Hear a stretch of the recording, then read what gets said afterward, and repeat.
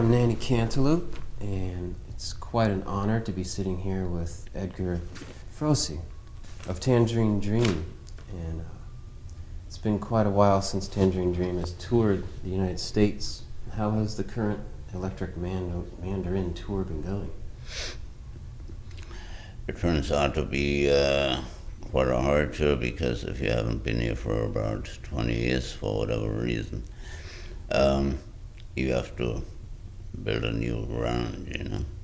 And apart from those diehard fans which follow us since decades, you have to open up new cases for the youngsters. Not too easy. Do you find that the audience has been kind of mixed in Yeah, I would say age so. and I would say so. There are people who really grew up with music since about 45 years, and there are into their age. But there are also younger people, you know, you want to listen to what a bit of the originals are, you know, and so it's quite mixed. It's fascinating that this group has lasted so long, and there have been so many different periods of rotating members, and yet Tangerine Dream's sound has an identifiable aesthetic that's remained. What do you think's been the fuel for the flames in the last few decades?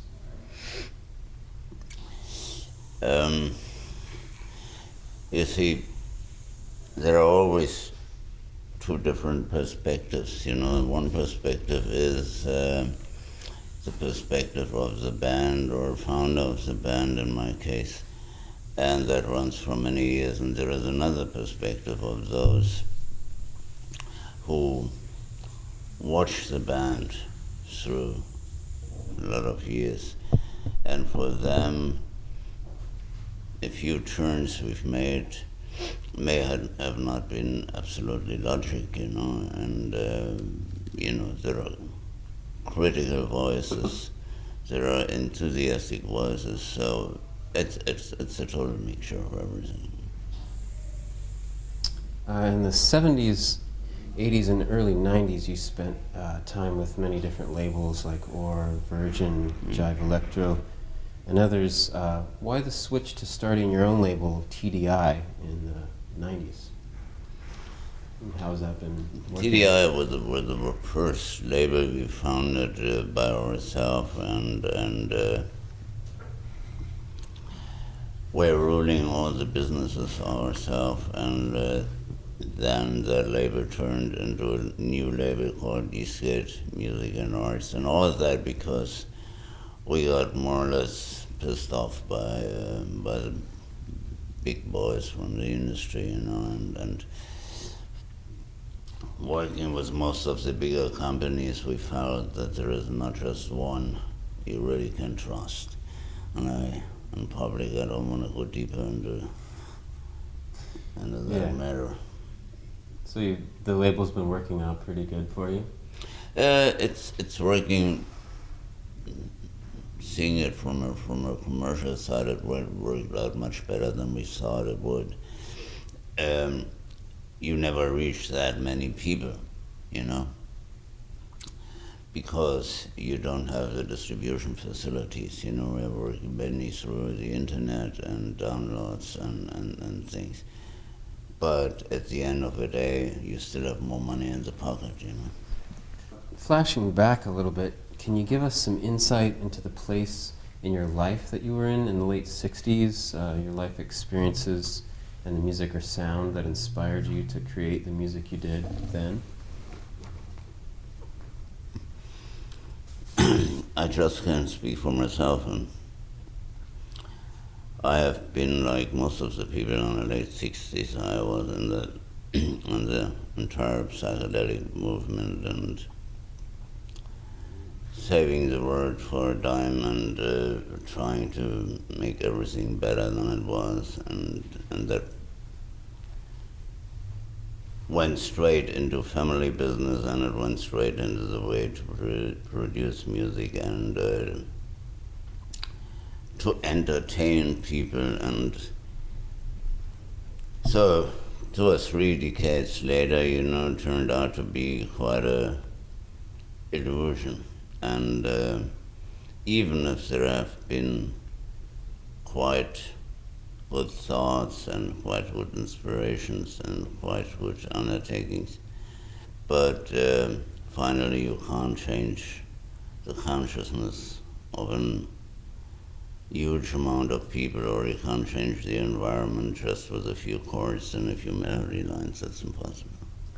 Well, what was the social climate like in West Berlin at the time versus nowadays or through the years?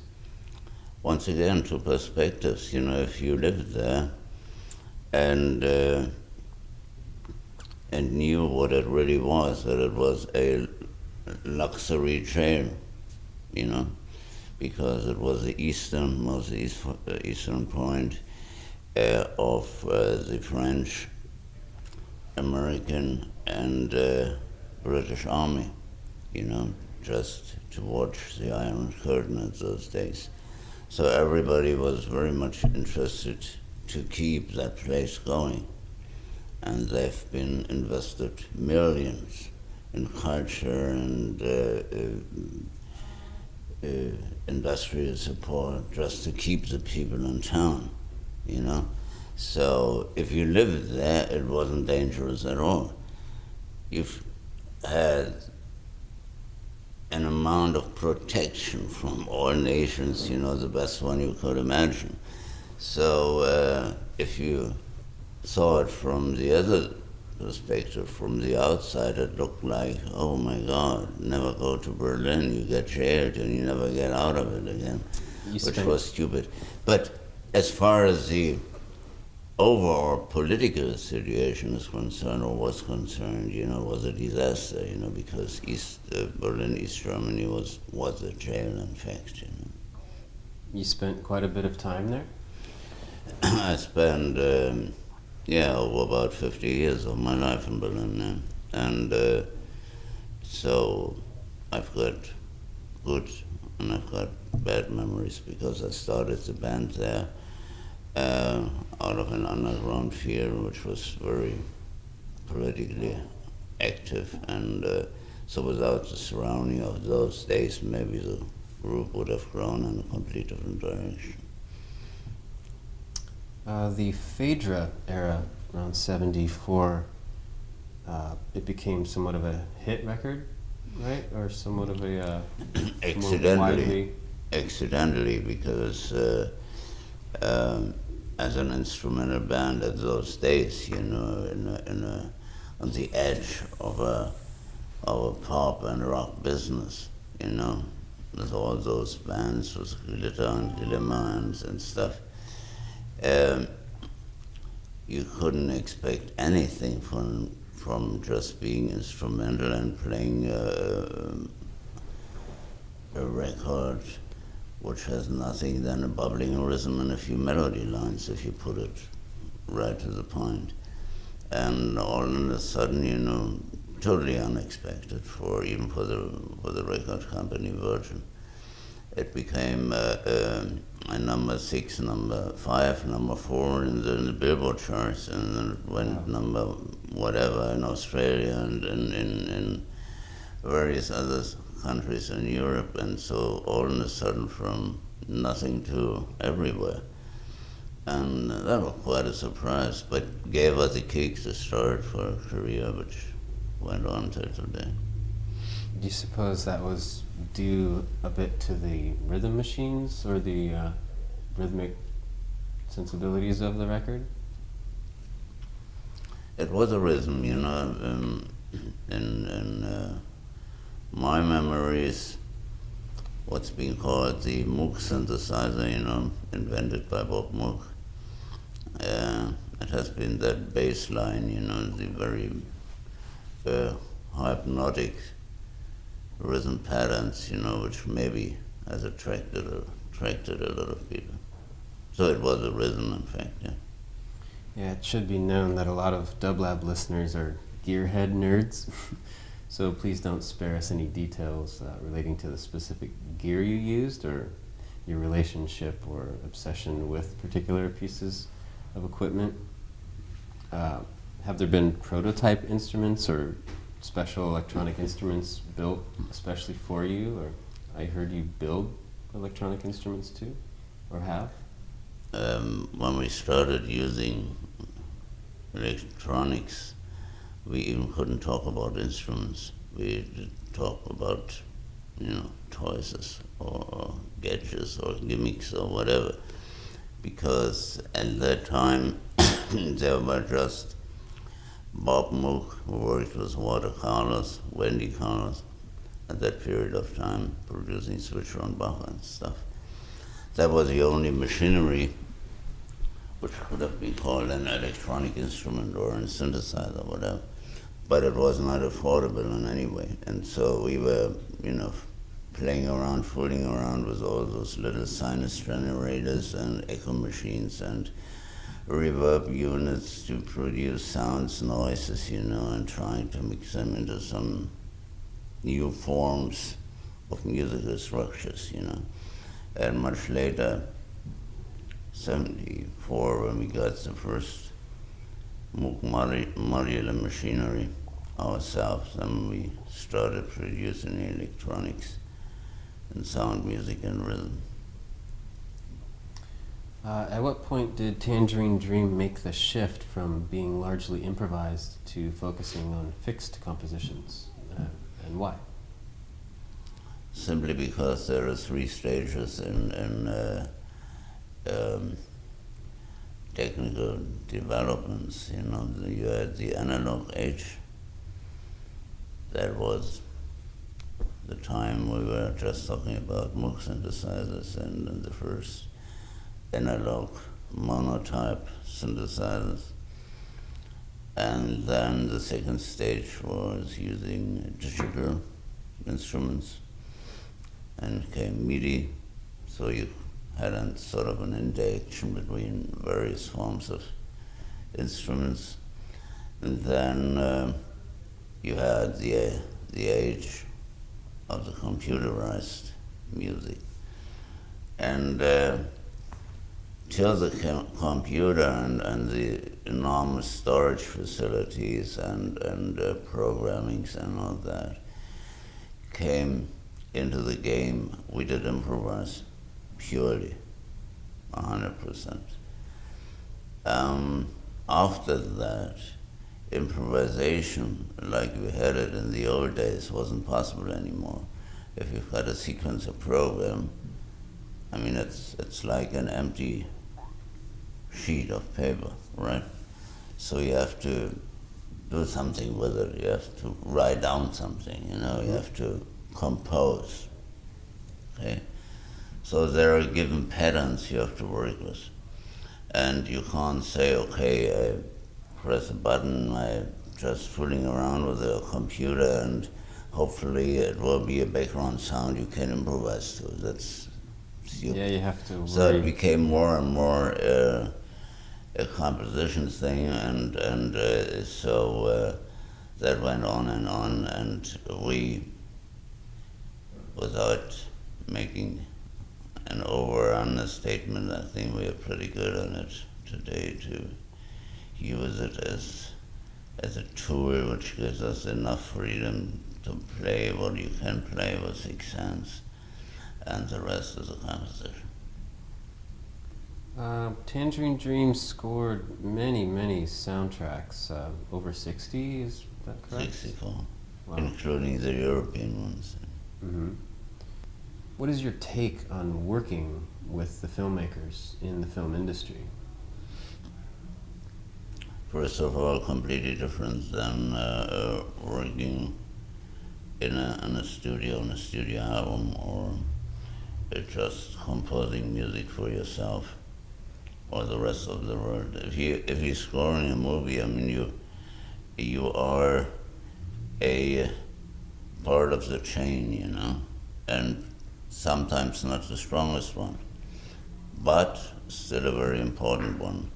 And what you have to do is, and that makes the main difference, is you have to listen to the director, what the director wants to hear, or the producer may likes, or finally what the music editor will tell you to do in order to get the 100% for the movie.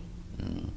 And therefore you are on one hand limited, on the other hand everybody is asking for the 100%. You know, so it's a bit of a balanced and sometimes unbalanced situation. But the good thing, we did it for 16 years, over about 16 years here in Hollywood, and the good thing about it is the learning process, because there is no single little aspect in sound and music you wouldn't learn anything about, you know, because it's such a massive field of experimental and exciting explorations, you know, that I'm still happy that I got involved in those things, you know, even if I had my very bizarre hours, you know, working with people, okay, but they had their bizarre hours working with me, so that's okay. You suppose that kicked up the professionalism of the band a little bit? If you work for such a long period of time, being told what to do, you have to react at the right moment when you have to stop it. Otherwise, you, to put it quite clearly, you lose a huge part of your identity.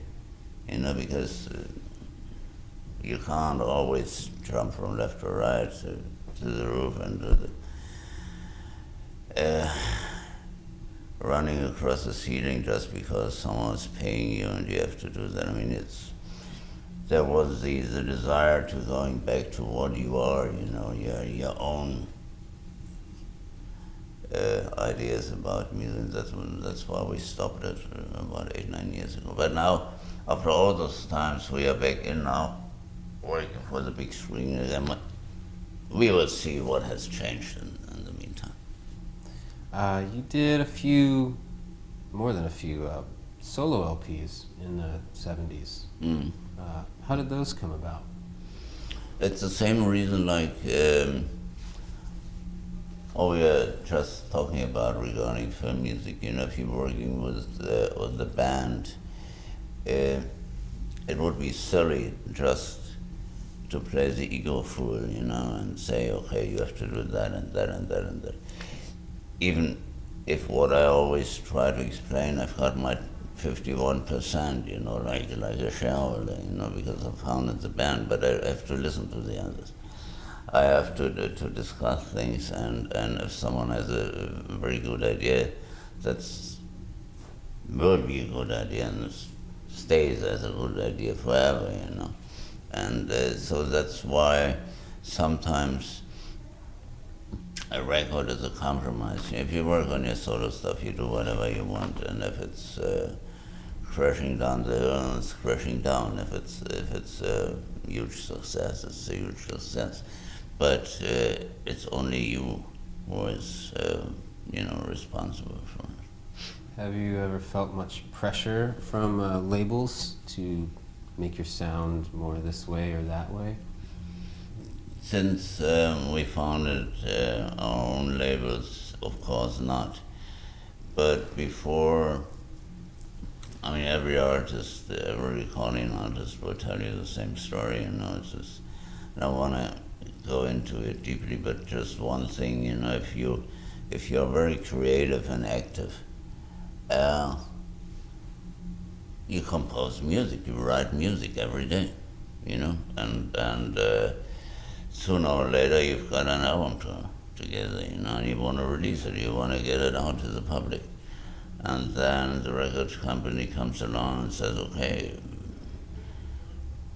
wait another year or a year and a half, you know, because you can't release it right now. It's too early because the last one is just somewhere. And you can't work with your own time schedule. You can't work with your own musical ideas. You can't work with your public relations the way you want. You even can't make a decision which picture has to be on the cover, and that's ridiculous. And so that's why we split it long ago, and we are happy with it. Speaking of the album covers, I'm curious about the album art of some of the early 70s Tangerine Dream stuff and your solo stuff, because I've noticed that there's a fun little recurring image, that of a little girl in black and white that's been collaged in various sprawling full-color textural artwork, and I was curious who this girl was. The girl was my son. Oh. And I'm sorry. and he, it's so tiny in the art that no, the it. image is, you're pretty right.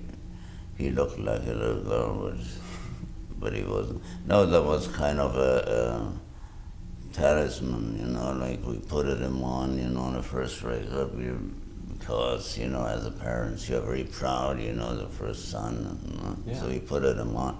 Then it became kind of a running gag, so for the first about, I guess, 6, 7 records, he is somewhere hidden on the cover, Well, I guess we're about done. we really appreciate you being able to spend some time with us. Good. That's okay.